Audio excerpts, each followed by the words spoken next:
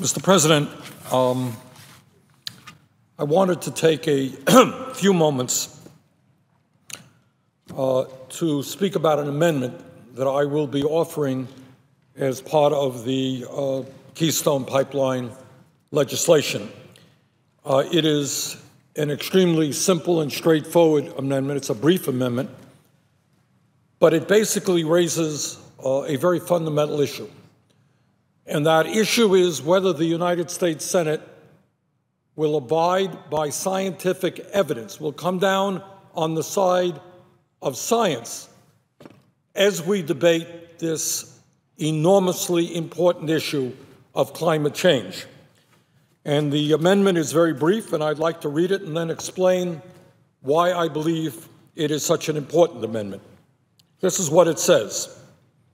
It is the sense of Congress that Congress is in agreement with the opinion of virtually the entire worldwide scientific community that 1, climate change is real, 2, climate change is caused by human activities, 3, climate change has already caused devastating problems in the United States and around the world, 4, a brief window of opportunity exists before the United States and the entire planet suffer irreparable harm, and 5, it is imperative that the United States transform its energy system away from fossil fuels and toward energy efficiency and sustainable energy as rapidly as possible. That's it. That is the entire amendment. And I would say that for the scientific community around the world, there is nothing in that statement that smacks of controversy. These are simple statements of fact agreed by the overwhelming majority of scientists who have written and studied climate change. Mr. President, climate change is, in fact, one of the great threats facing our country and the entire planet. It has the capability of causing severe harm to our economy, to food supply, to access to water, and to national security. The Intergovernmental Panel on Climate Change, the leading international scientific body on this issue, reported yet again this past fall that, and I quote, warming of the climate system is unequivocal, as is now evident from observations of increases in global average air and ocean temperatures, widespread melting of snow and ice, and rising global average sea level. Mr. President, more than 97% of the scientific community in the United States and across the globe agrees with these findings, including among many, many other organizations, the American Association for the Advancement of Science, the American Chemical Society, the American Meteorological Society, the American Geophysical Union, to name just a few. In fact, Mr. President, at least 37 American scientific organizations, 118 international scientific organizations and national academies, and 21 medical associations all agree that climate change is real and is being caused by human activities. And, Mr. President, what I would like to do is submit to the record a list of 37 American scientific organizations, 135 international scientific organizations, 21 medical associations, and some religious and teacher organizations that understand that climate change is real and it is caused by human activity. And I would ask permission to enter that into the congressional record. Without objection. Thank you. Mr. President, let me read from an excerpt of a letter signed by virtually every major scientific organization in this country, sent to the U.S. Senate way back in 2009. And this is what the letter states. It states that, quote, Observations throughout the world make it clear that climate change is occurring, and rigorous scientific research demonstrates that the greenhouse gases emitted by human activities are the primary driver. These conclusions are based on multiple independent lines of evidence, and contrary assertions are inconsistent with an objective assessment of the vast body of peer-reviewed science. Moreover, there is strong evidence that ongoing climate change will have broad impacts on society, including the global economy and on the environment. For the United States, climate change impacts include sea level rise for coastal states, greater threats of extreme weather events, and increased risk of regional water scarcity, urban heat waves, western wildfires, and a disturbance of biological systems throughout the country. The severity of climate change impacts is expected to increase substantially in the coming decades. Let me repeat that one sentence.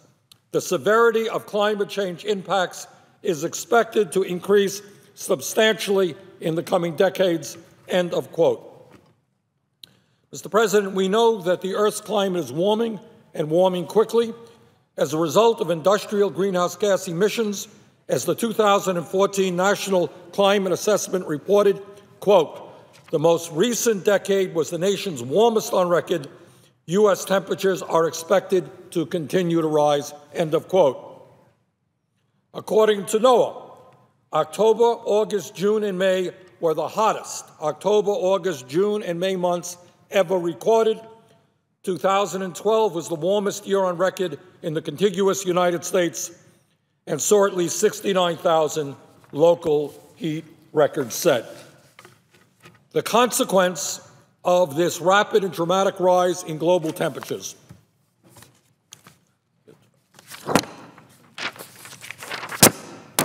the consequence of this rapid and dramatic rise in global temperatures, what does that mean? What is going to happen? And what the answer is, it's going to mean more severe storms, more flooding and destructive storm surges, heat waves, drought, forest fires, and inundation of water supplies and agricultural land with salt water. As the New York Times reported in August, droughts in the western and southwestern United States appear to be intensifying as a result of climate change. Quote, over the past decade, droughts in some regions have rivaled the epic dry spells of the 1930s and 1950s. The country is in the midst of one of the most sustained periods of increasing drought on record. China's heat wave a year and a half ago was the worst in at least 140 years. Fire suppression costs in the United States have increased from roughly $1 billion annually in the mid-1990s to an average of more than $3 billion in the last 5 years, adjusted for inflation, reports the National Climate Assessment. And our oceans are not just warming, they are becoming more acidic, threatening fish, coral reefs, and other sea life. As a study published in the journal Science reported, carbon dioxide emissions in the atmosphere are driving a rate of change in ocean acidity which is already thought to be faster than at any time in the past 50 million years. The authors warn that we may be, quote, entering an unknown territory of marine ecosystem change, end of quote.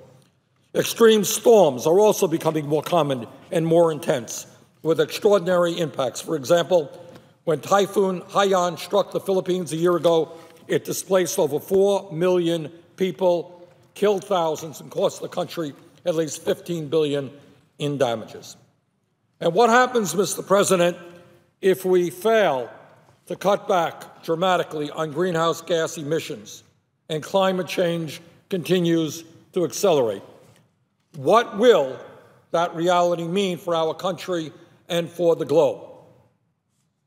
The IPCC estimates that without additional efforts to reduce greenhouse gas emissions, quote, warming is more likely than not to exceed 4 degrees Celsius, 7.2 degrees Fahrenheit by the end of the century. Let me repeat that. If we do not begin the process to dramatically reverse carbon emissions and slow down the warming of this planet by the end of the century, warming is more likely than not to exceed 4 degrees Celsius, which is 7.2 degrees Fahrenheit, a planet which is over 7 degrees Fahrenheit warmer. Similarly, just last year, the White House released the National Climate Assessment, emphasizing that global warming is already happening and warning that global warming could exceed 10 degrees in the United States by the end of this century, 10 degrees Fahrenheit. Mr. President, the World Bank, which is a pretty conservative organization,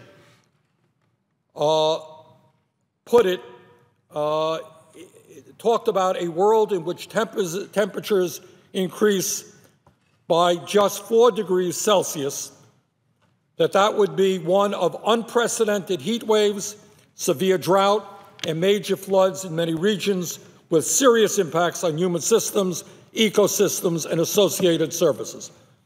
This is the warning that we hear from the World Bank, a fairly conservative international organization. The IPCC reports that sea levels are likely to rise another 10 to 32 inches by the end of the century. Some studies have reported projected increases of more than 6 feet during that time period. As the New York Times reported, a rise of less than 4 feet would inundate land on which some 3.7 million Americans live. Miami, New Orleans, New York, and Boston are highly vulnerable. Similarly, according to the IPCC, quote, many small island nations are only a few meters above present sea level. These states may face serious threat of permanent inundation from sea level rise. Mr. President, Reuters has reported that experts estimate that if the sea level rises by 1 meter over the next 50 years, that 20 million additional people will be displaced from their land. The Army Corps of Engineers predicted that the entire village of Newtok, Alaska, could be underwater by 2017, and more than 180 additional Native Alaskan villages are at risk. Parts of Alaska are literally vanishing. As reported in the journal Forest Ecology and Management, U.S. Forest Service researchers reported that wildfires are expected to increase 50% across the United States under a changing climate and over 100% in areas of the West by 2050. Huge increase in forest fires. The World Health Organization reported in August that the number of weather-related natural disasters has more than tripled since the 1960s. More than 60,000 people now die each year in weather-related natural disasters. By 2020, food production is estimated to drop by 50% in some African countries, and by 2090, the World Health Organization anticipates that climate change will double the frequency of drought, and the duration will be 6 times longer. In 2003, a heat wave in Europe killed an estimated 70,000 people.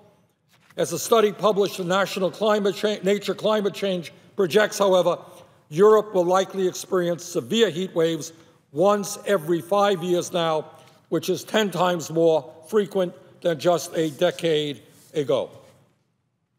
The need to act quickly is profound and pronounced. In its 5th assessment, the IPCC found that, quote, without additional mitigation efforts beyond those in place today, and even with adaptation, warming by the end of the 21st century will lead to high to very high risks of severe, widespread, and irreversible impacts globally. Mr. President, in order to prevent irreversible and severe impacts, we must quickly reduce greenhouse gas emissions in order to keep warming below 2 degrees Celsius. And to do that, we must transform our energy system away from fossil fuel and into energy efficiency and sustainable energy. Mr. President, in the face of this overwhelming evidence, in the face of deep concerns all over this planet, what is the United States Senate going to do over the next few weeks? Well, I hope very much that we do not go forward with a Keystone pipeline, which moves us exactly in the wrong direction by expanding the production and transportation of some of the dirtiest fossil fuel on this earth. I think that that would be a terrible, terrible mistake. But maybe more importantly, Mr. President, I would hope that the United States Senate goes on record in strongly supporting the overwhelming scientific evidence, which tells us loudly and clearly that climate change is real, that climate change is caused by human activity and the emission of carbon, that climate change is already causing devastating problems in our country and around the world, that we have a short window of opportunity in order to move dramatically to reverse climate change and cut carbon, and that we must transform our energy system away from fossil fuel to energy efficiency and sustainable energy. So, Mr. President, I intend to offer an amendment which basically urges the entire United States Senate to go on record in making it clear that they understand what scientists are talking about. They are going to listen to the scientific community, and they're going to take actions which our kids and our grandchildren will be proud of, so that we do not leave them with a nation and a planet substantially less habitable than the planet into which we were born. So with that, Mr. President, I want to thank Senators Bennett and Senators Carper for co-sponsoring this amendment. Hope we can have more co-sponsors, and look forward to seeing the passage of this important amendment. And with that, Mr. President, I would yield the floor.